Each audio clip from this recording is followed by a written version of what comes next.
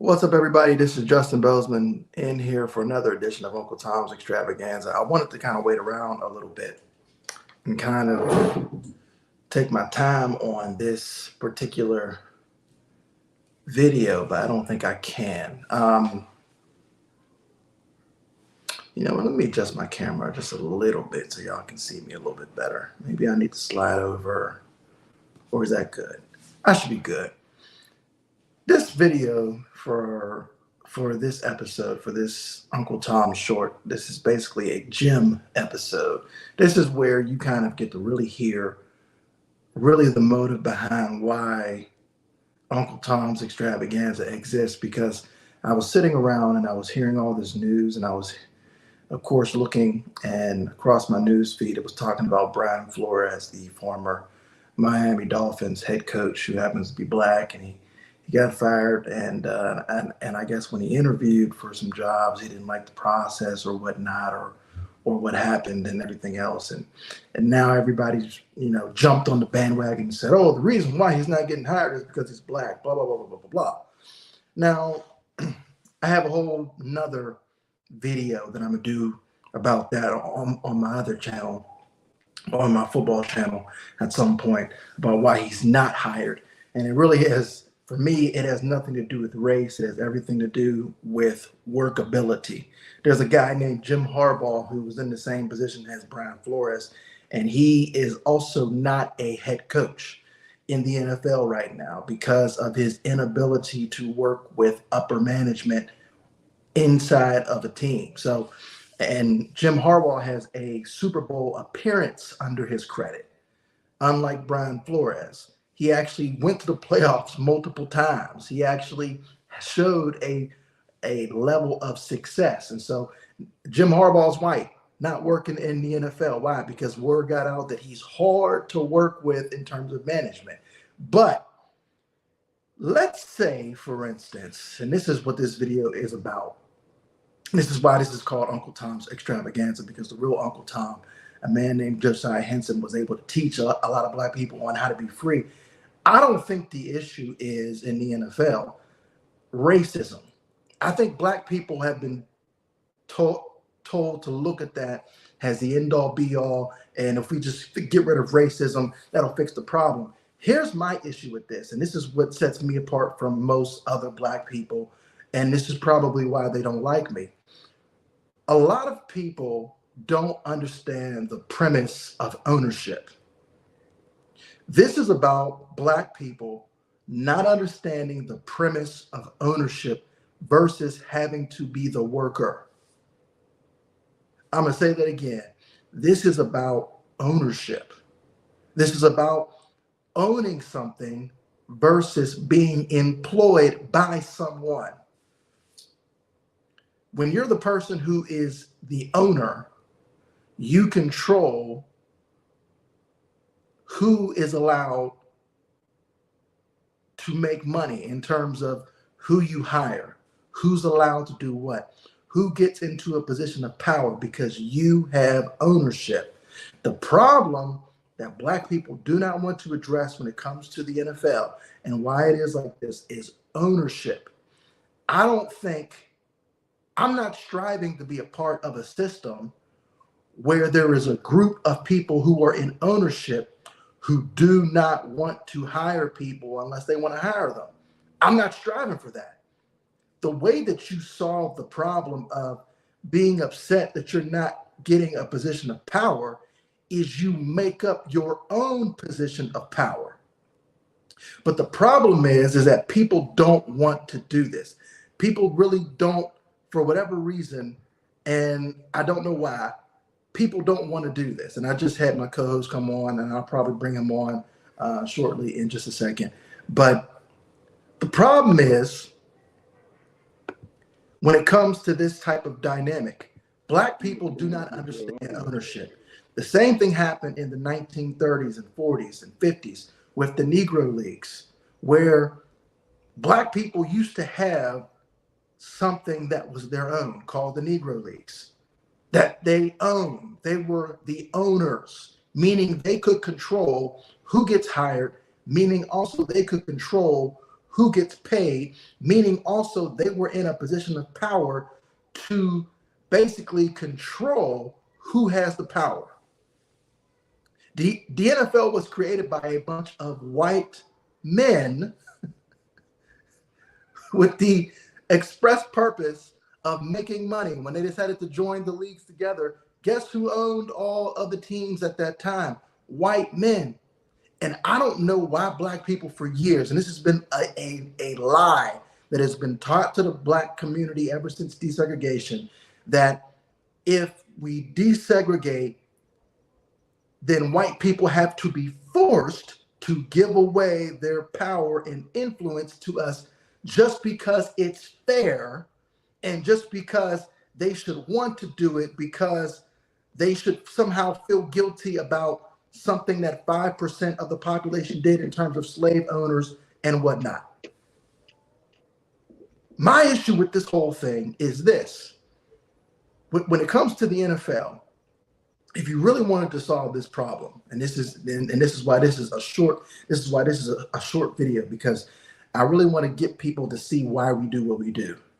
The way to solve this problem and not be angry and upset that, oh, I'm black and I'm a good coach, but I'm not getting hired by people. I'm not getting hired by the owners who are white to do a job because of whatever reason. The way that you solve this problem is you ask yourself, why aren't we as black people the owners? Why is it that we as black people are the people who can actually come out, have most of the players can be black. Most of the players can be drafted to be black. There can be a lot of assistant coaches who are black. There can be most of the people who are basically the faces of your product are black.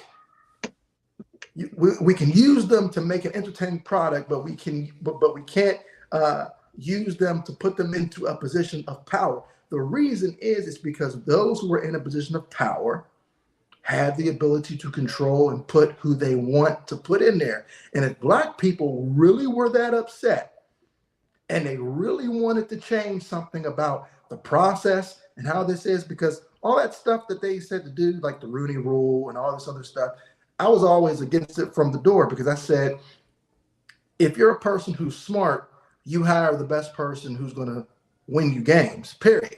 Black, white, Asian, Hispanic, Arab, mixed. It could be whoever. I think that's what you do. But the problem is that we've been taught that white people or that society has to let people in just because of their skin color, just because, I guess for us, it's fair. The only way that you fix a problem like this and why you feel a certain type of way is because we don't know nothing. The NFL teams aren't owned by black people. Matter of fact, if black people were smart, all of the players who walk around with the stuff on their helmet that says "in racism" and "in police brutality" and in this and in that, you want to know what the smartest thing is that they would do if they were really about their people? If they were really about changing something and really turning something around, you want to know what they would all do? They would quit. They would quit playing in the NFL. And they would quit coaching in the NFL. And they would go and they would get a group of the richest black people around in society, and they would say, listen, we're going to start our own league, just like they did when they started the Negro leagues. We're going to do that. We're going to start our own league, and we're going to market it, and all the best players are going to come to this league. And we refuse to play in a league that doesn't have us as owners. That's how you solve that problem. But you want to know why they won't do that? It is because for the longest time, unlike any other group in American society, Asians have understood this since they came over here in the late 1800s and early 1900s. Hispanics understand this. Other races understand this. The Irish people who come from Ireland, they understood this. They understood that instead of complaining about being a part of something that they don't want to let you in, the best thing that you can do is build something on your own. But the black people and the black players in the NFL, they won't do that. Why? Because they're concerned about their money now. They're concerned about themselves now. They're concerned about lining their pockets now. So this is why all of them complaining and talking trash about how the league needs to do this and needs to do that. I'm the one who's going to say, them white owners don't need to hire nobody. See, this is why I put the camera on me, because I didn't want them to get you confused with me, Daddy. Them white owners don't need to hire nobody. The Rooney Rule doesn't need to exist. You know what really needs to happen? If you're that mad about it, you go from being the employee to ownership. But that isn't time. You're not going to hear that on Roland Martin. You're not going to hear that on CNN. You're not going to hear that from the Black Democrats. You're not going to hear that from Joe Biden. You're not going to hear that from Mark Lamont Hill. You're not going to hear that from the BNC. You're not going to hear that from all of them. You're only going to hear that from me. Do you have any thoughts, Daddy, on anything that I've said so far? I'm hoping that I can hear you in this new setup. If I can't, I'll let you know. Can you hear me? Hold on a second. Barely. Okay. While you were on a rant, and you gave me a short amount of time to get my stuff together, so that's what my studio is looking like it is. To revamp. It's a short video, that's why. But anyway, on what you were about, I agree. I should sports anymore. He started protesting, and this for me, Colin Kaepernick and all the stuff started doing really turns me off. Especially, I am a patriot. I love this country, and when you start speaking again in a kind of way, it really kind of turns me off. And all the Black Ladder stuff really got me going. So I'm not, because you all can protest lives matter, but what about black killers killing Black lives? Nobody's talking about that. Their whole protest backwards, and I haven't really watched sports like that. So that's where I'm at with that. I agree with what you were saying. You're right. It's going on too long.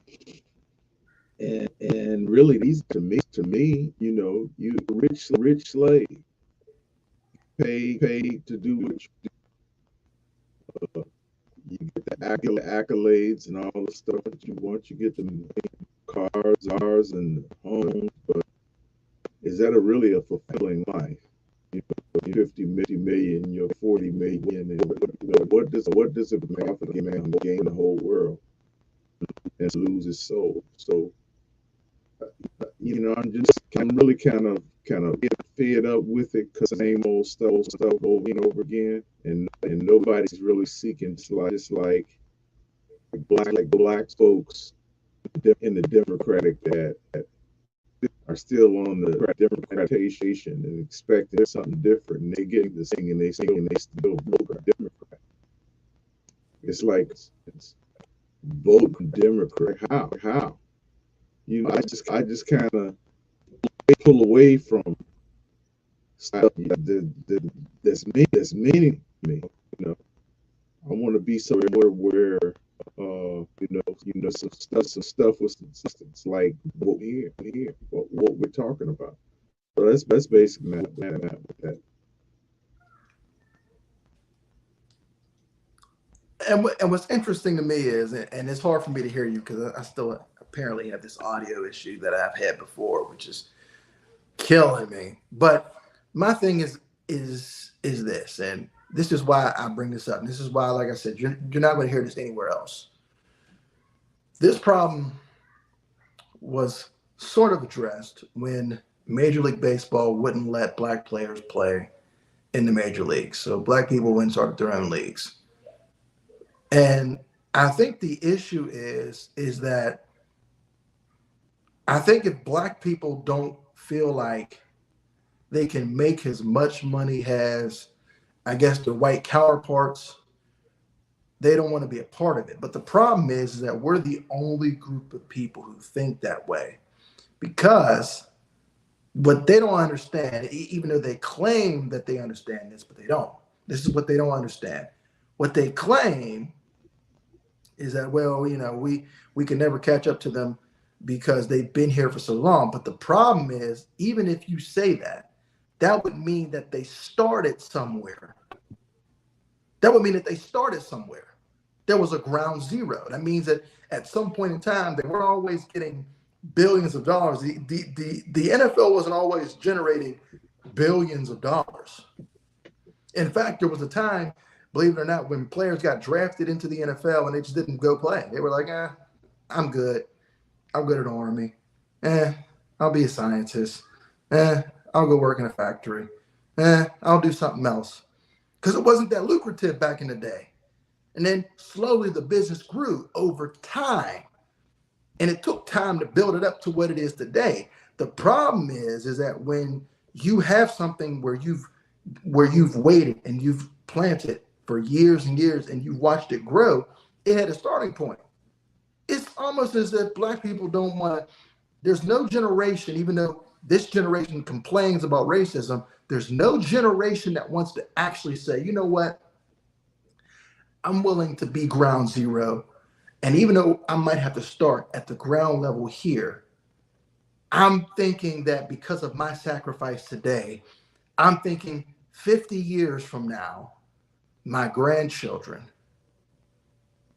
when they have their children, will be able to partake in something greater. See, that's something that at least even the, well, obviously, they're not because they're not going. The goal is to the league and make a whole bunch of men and take care of your stuff like that. That's so it sounds like to me, and this is where I'm getting to. I think people are kind of seeing where this is going. It sounds like to me that the players that are in the league are more focused on their individual selves when it comes to their financial gain and their own standing, and their claim to love black people and to love the black community and to want it to be different and to want to end racism and to want to do all this extra stuff, being a activist, it would mean that it is actually, in fact, just a platitude. They're just virtue signaling. That's what it sounds like to me. Because if you really wanted to build for your own people, what people do when they want to build for their own people, they sacrifice. They even get to a point where they sacrifice their lives. You even look at the leaders of the civil rights era. It's not a lot of that going on anymore. I'm not going to say that there's some people out there that some great things, as far as chair stuff like that. But when you're talking about, for the most part, getting people together, black people together, to pool their money together, then great, it ain't gonna happen until there's a great awakening, and it's not gonna happen.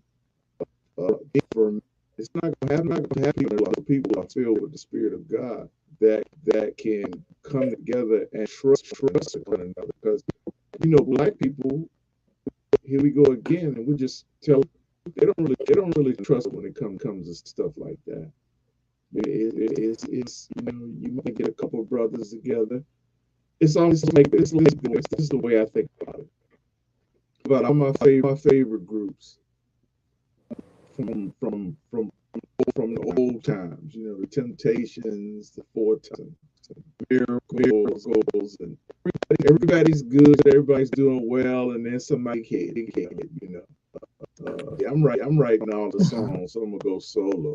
David Ruffin, I'm the leader of this group, and it's always something to happen for it. There's one exception to that, and maybe we need to study and see what happened. That was the fourth time.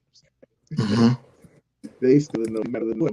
But it's always something when Fanchon, Diana Ross, and the Supremes. It always when things starts happening, it's like you know, Pat Holmes and the Kansas City. That type of thing.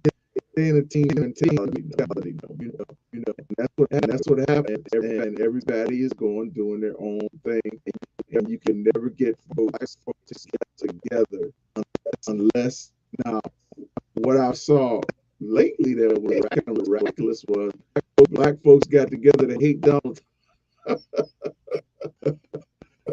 They got together on hate on Donald Trump, and Yeah. but when it's something about righteousness, doing something about being productive, we don't see a whole. I'm sorry to say. Let me ask you something, because I sent you a message in private chat because I don't know if your audio is because of me or if it's because of your quantum being off or if it's just because I'm listening to you on this iPad. So I don't know. But it sounds like to me that all of the complaints that black people have, and this is just what I'm saying, it sounds to me when they make these complaints up and they say all these different things, I can present solutions on how to solve a lot of these problems, but the issue is you have too many people who are looking out for themselves, but yet they claim, and this is what they claim that they're looking out for all black people. And these are usually the elites of the elites. No. It's always the ones who got the money. It's always the ones who got the money who are the ones who aren't willing to do the sacrificing, which is what I'm No. looking at. Can you hear me any better? That's way better. So it was your audio, not mine. That's way better. Well, yeah. Again, it's very it's something that's very frustrating, and I have never seen it get as bad as it is today, and that's basically where I'm at with it. So So as I go further, and I'm gonna take it a step further because now I can hear you good. Now I'm going to say this. I just went through history with the Negro Leagues and what happened to the Negro Leagues once black people were allowed to go into the major leagues. Well, of course, interest waned. Black people abandoned it.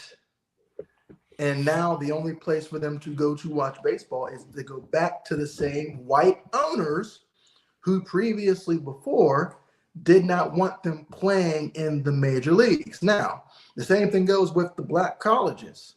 As soon as they could not go to black colleges anymore, and they could start going to the Auburns and Alabamas and Mississippi States and the Ole Miss and the Georgias and all these other teams that previously before didn't let black players play for them. Guess what black people did? They abandoned it in droves. So this is why I'm thinking to myself, whenever black people talk all this trash about racism this and racism that, the person who's been giving, quote unquote, power to the white supremacists is the regular black Negro. Ooh. well, you know what you just said. I didn't Let me I didn't mean to say that live. let me I didn't let mean to me say that let live. let Maybe me I sum need to cut that. let me sum Maybe I up need to what you cut that out. said. Let me sum up what you said. This is what I hear you saying. I hear you saying that integration, when integration came around, it brought about disintegration to the black community. Because Yeah. before, black people had their own stores. They got to the point where they were doing quite well. Like you said, the Negro Leagues, I think that a lot of people probably would rather go see the Negro Leagues than they did the regular baseball leagues. And that's what became the attraction was some of these guys is playing in the Negro Leagues. start attracting attention of, of the white team. So when they did that, again, instead of black people coming together and building up what they had, what they had at the time, they acquiesced to uh what was going on at the time, probably for the money, probably for civil rights purposes too. I could see what Jackie Robinson did, but I don't want people to misunderstand what I'm saying. I'm not saying that was for that time, and I think that was a missed opportunity for black people at that time to really begin to take some strides and take their own lives into their own hands, because the rush was, and it was almost like, of course black people were programmed, run back to the white master, so to speak, for approval and for this and for that, when Now you're when they seeing could it. Now you're seeing it. when they needed to understand at that time that they could stand on their own feet, which some black people got the message, like, but when they did, like, take a Booker T. Washington, who got the message and said black people can do this and black people can do that. And what did other black people call Booker T. Washington? They called him Call Uncle him an Uncle Tom. Tom.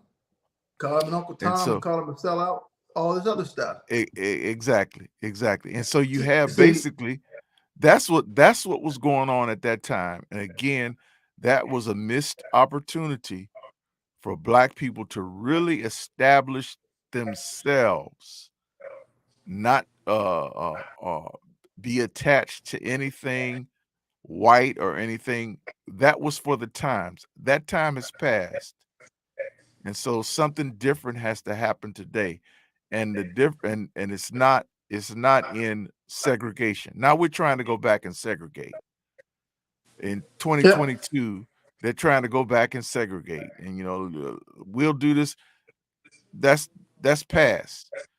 Now you have to work on integration, and you have to do it in a way where you are not you shouldn't be asking anybody to help you. You should be standing on your own feet.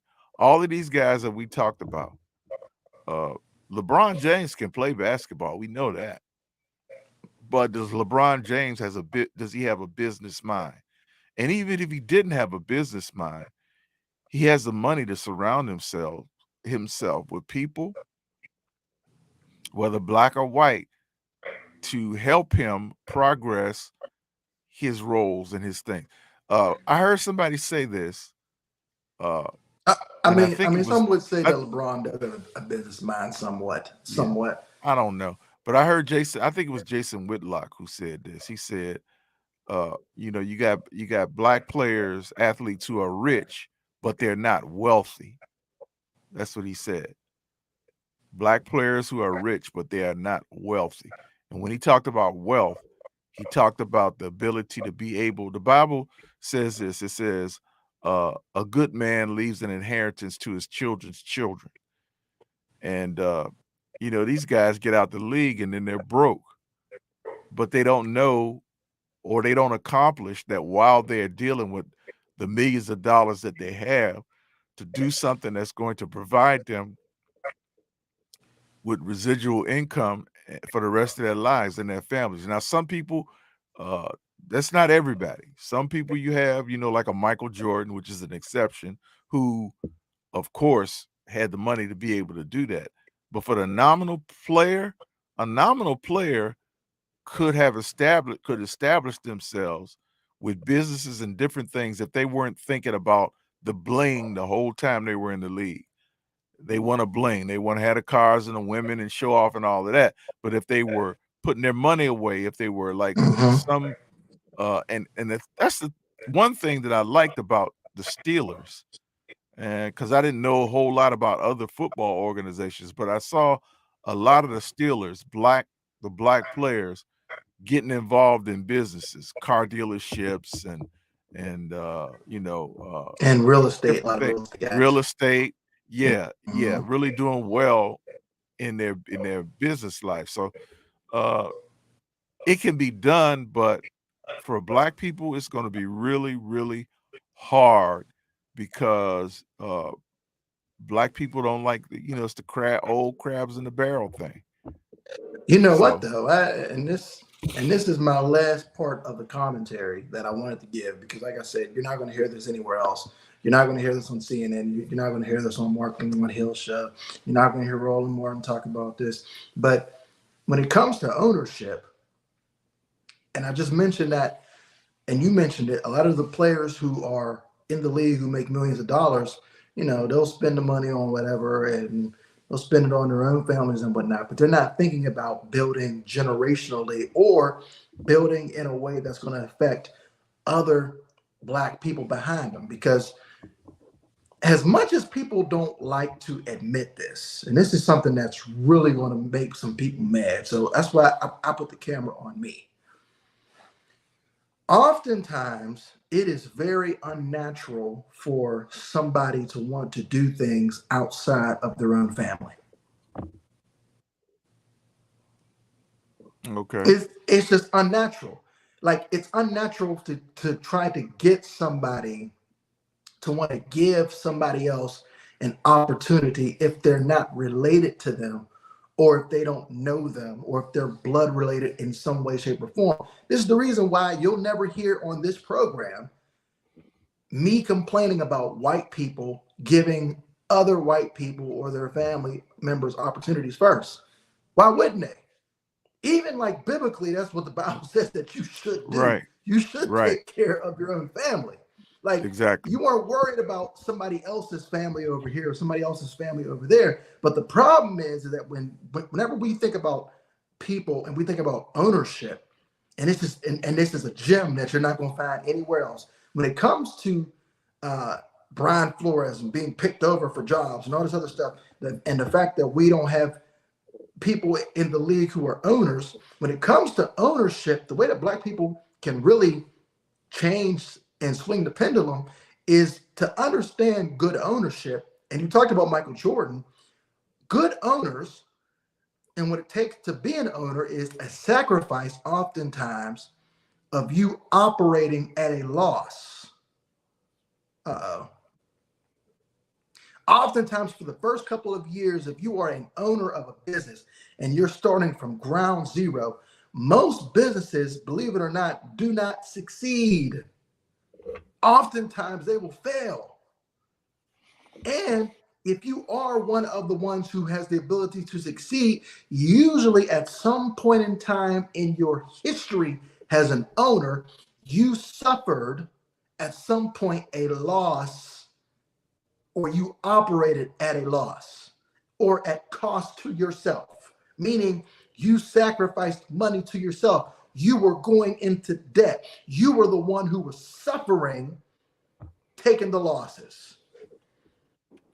I mentioned before, what group of black people do you see that are willing to go off and do that?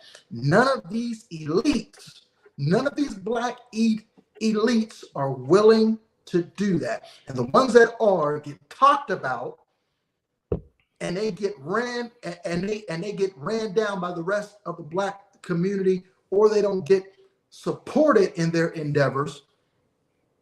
And then they eventually figure out something that I'm saying, which is, you know what? I need to worry about my family.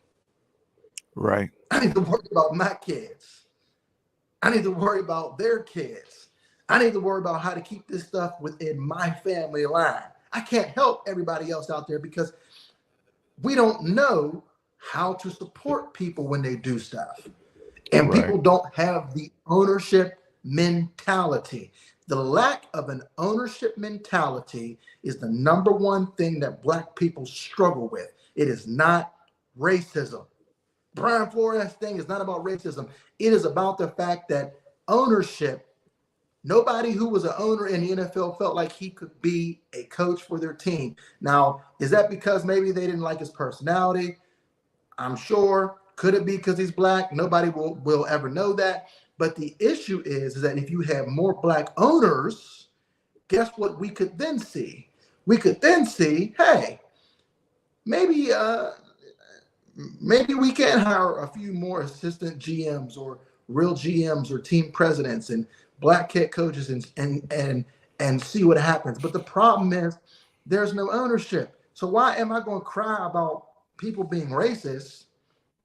Which would mean, by the way, which would mean, by the way, that they specifically go out of their way to make sure that you stay down. Now, do I think that owners in the NFL do that in terms of black people? I'll actually surprise some people and say yes, but I don't think that they do that just to black people. I think owners for most sports teams go out of their way to hold most people down. They don't want people coming in and taking their spot. Do you think Jerry Jones wants other people to come in and take his spot? No, There's a reason you're why. right. You're right about that. That's what they do. There's a reason why Jerry Jones would fight tooth and nail if tomorrow they said we're going to announce an NFL expansion team to San Antonio. Guess who would be pissed off? Jerry Jones. He'd be like, Of nah, course. man, y'all ain't taking my fans. Like, I built this 100,000 plus seat stadium to get all them people from San Antonio and all them people down south in Texas to come up here. You can't make them fans go. You're taking money out of my pocket. Right. Same way that people would get mad if you wanted to expand somewhere out of Chicago. The Chicago Bears would be mad. They would be upset. Like, why do we need two teams? Why do we need two teams here? Right. They'd be mad. Right. Owners, that's just owners. That's just owners. You're mad whenever you have a chicken store and somebody opens up another chicken store right across the street.